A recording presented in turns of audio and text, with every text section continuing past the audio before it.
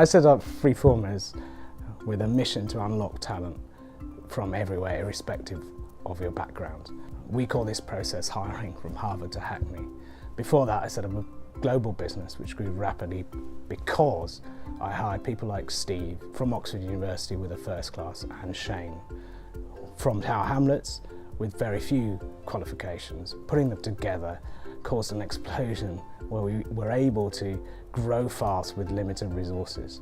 The UK, with its limited resources, needs to unlock talent from everywhere to compete in a global economy. Technology is a great leveller.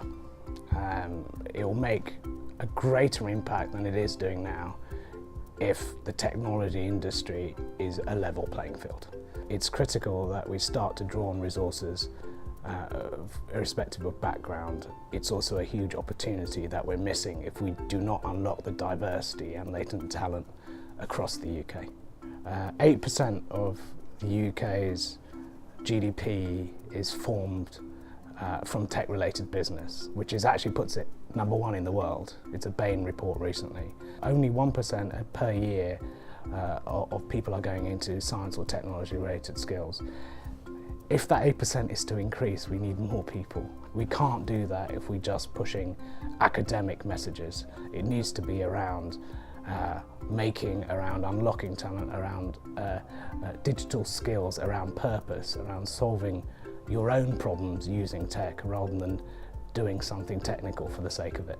There are huge global skills gaps in technology. If I was in government, the first thing I'd be looking at is where there is huge demand and trying to meet that demand as quickly as possible. At the moment, there's huge gaps in demand and supply of tech skills. For example, currently 50% of all jobs require some sort of tech-related skills. In the next decade, that's going to be 80%. If we don't solve that supply and demand problem, countries like China and India, who are mobilizing very fast, will widen the gap between our economy and theirs. Because I recognize this fact, and I also, as an angel investor, I invest in a lot of tech businesses who the first call after you give them capital is, I need to find resources to fill this gap. This is why my mission is to try and unlock talent from everywhere to feed these industries which need to grow.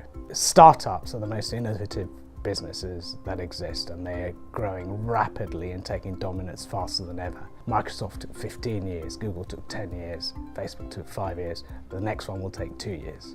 And they all start from a lack of resources and a lack of time. Technology is moving exponentially quicker. So actually, the converse is true.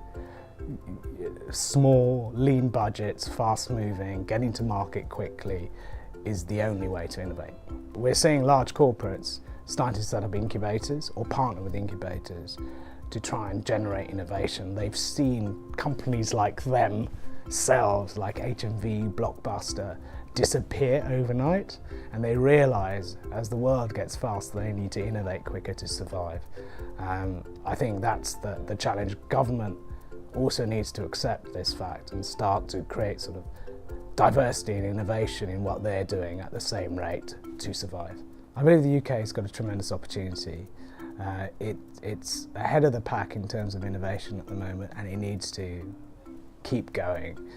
But it's also got an opportunity to use the diversity in this country to generate even more innovation and move quicker than the rest of the world. I also think it's got a real opportunity to seize the fact that the whole model of skills and teaching is changing in front of our eyes.